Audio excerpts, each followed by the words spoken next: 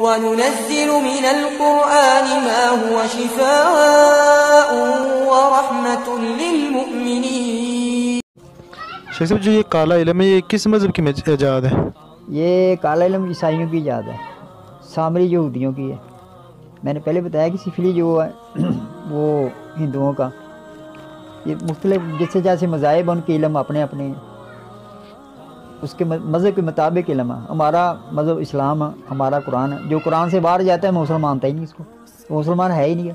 جو قرآن سے باہر جاتا ہے تو مسلمان ہی نہیں ہے، کہ ہمارا اسلام مذہب ہے، ہم اسلام پہ قائم ہیں، قرآن پہ قائم ہیں، حدیث پہ قائم ہیں۔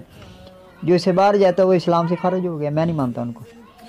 یہ شیخ صاحب حمزات سے کیا مراد ہے؟ کچھ حمزات سے مراد ہے بندے کا سایہ ہوتا ہے، اور یہ بھی تمہارا ساتھ شیطان ہے، انسان کے ساتھ بچپن سے لے کر آخر تک رہتا ہے۔ یہ حمزات سایہ ہوتا ہے انسان کو، حمزات کہتے ہیں شیطان۔ بہترین صدقہ جاریہ حاصل کرنے کے لیے اس ویڈیو کو لائک، کمنٹ اور شیئر کرنا مت بھولیں۔